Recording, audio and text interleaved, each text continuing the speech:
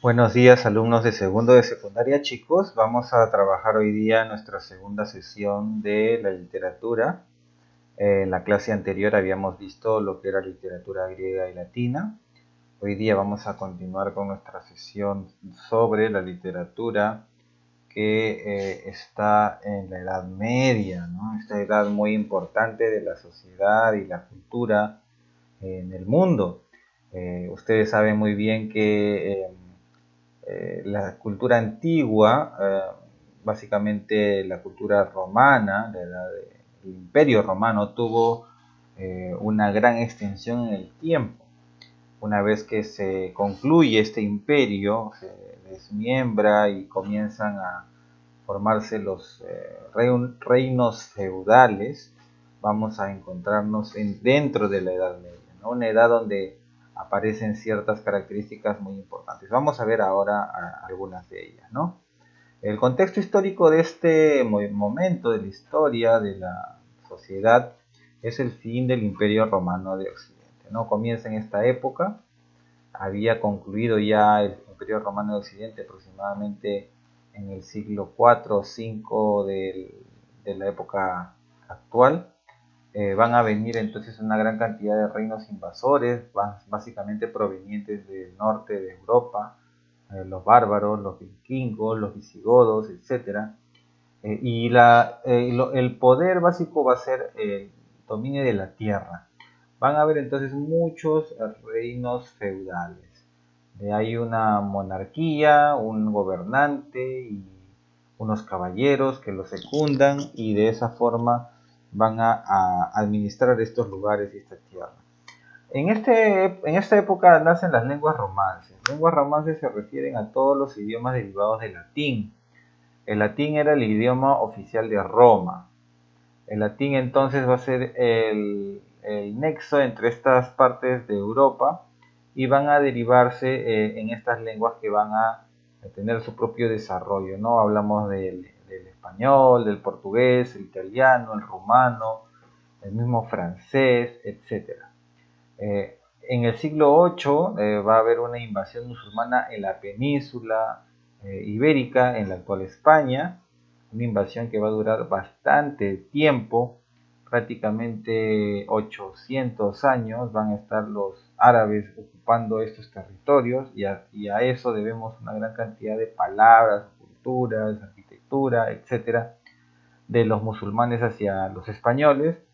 Y es una época teocéntrica, donde lo más importante era Dios, ¿no? Vamos a encontrar ahí la época de las famosas cruzadas, que fueron un conjunto de campañas para buscar el retorno de Jerusalén hacia los cristianos, ¿no?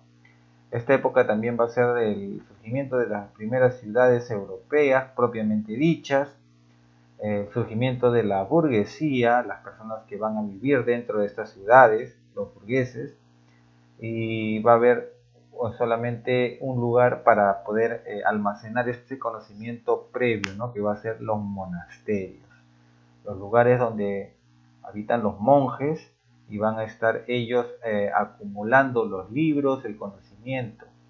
También va a ser una época donde surgen las primeras universidades, a pesar de que obviamente había un conocimiento mucho menor al actual.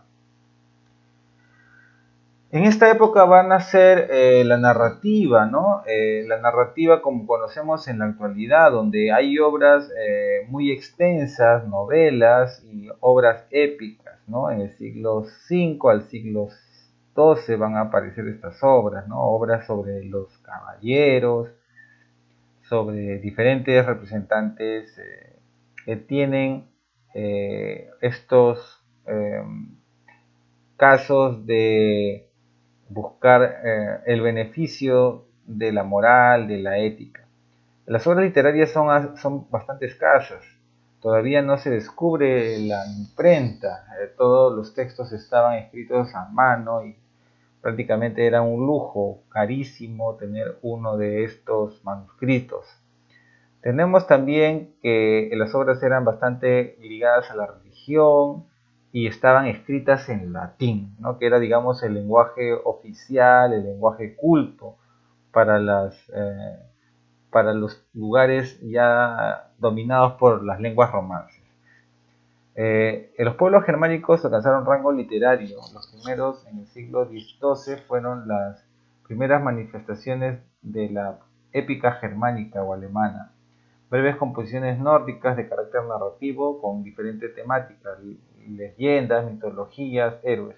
Acá aparecen entonces la leyenda de los Nibelungos, es una epopeya nacional de los antepasados de Alemania, y también el Beowulf, que es un extenso poema épico considerado una de las obras más importantes de la literatura inglesa. Entonces, hay una serie de relatos que están ligados bastante a la tradición de estos países nórdicos. También van a surgir los cantares de gesta, que están basados en los caballeros, ¿no? Son poemas épicos anónimos, no tienen autor, eran de tradición oral, los juglares los recitaban y era al servicio de un rey o un señor feudal, donde se hablaba sobre sus hazañas, ¿no? Sus victorias históricas y modificadas debidamente para causar el mayor asombro en los espectadores. Se conservaban más de 100 actualmente de estos cantares, ¿no? Los más famosos son el Mío Cid en España, de 1140 aproximadamente, y la canción de Rolando, o el Cantar de Rolando, que fue en el siglo XI en Francia, ¿no? Fue escrita en esa época. También aparece esta temática del amor cortés, ¿no? La cortesía o la corte, básicamente. La corte era el conjunto de personas de la nobleza que estaban reunidos para poder dirigir sus países. Y hay estas características, ¿no? El sentimiento desdichado y platónico, la amada casada frágil, pura y virtuosa, hay un marido noble, el amor a pesar de la lejanía siempre es lo más importante, entre otras cosas. También existía una poesía provenzal que venía de Provenza, una parte de Francia, donde surgen los trovadores, son recitadas con músicas en primera persona y también desarrollan el amor cortés, ¿no? Tenemos acá a Guillermo de Poitiers y Guillem de Cabestany, ¿no? Que son los poetas provenzales más famosos. Y finalmente tenemos las novelas de caballería, ¿no? Hay entonces gran cantidad de novelas de caballería que son justamente criticadas en el libro de Cervantes, El Quijote, y vamos a encontrar algunos, ¿no? Como el Chetrien de Troyes, de la corte de Champaña, el primer novelista de Francia cristianizada por la leyenda, ¿no? Grandes autores que también aparecen en la literatura. Y existe acá el rey Arturo, que era un caudillo británico, y otros personajes como Lancelot, que tenía una amistad de gran calado, ¿no? En Italia va a aparecer la Divina Comedia. Esta es una obra monumental y vamos a tener una clase solamente de la Divina Comedia, sino son varias clases de este tema. El autor es Dante, una persona que había tenido una vida bastante azarosa, pero que cuenta en esta obra el viaje que hace en el mundo de los muertos, ¿no? Para llegar a la contemplación divina. Virgilio es un autor latino que va a ser el guía de Dante en el infierno y en el purgatorio, y Beatriz, que va a ser la acompañante de Dante en el paraíso.